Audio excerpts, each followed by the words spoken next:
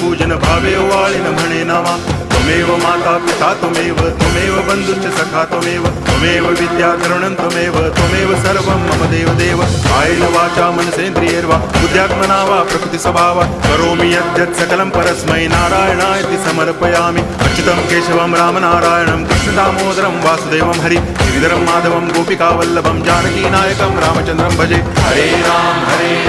Ram Ram Hare Hare Hare Krishna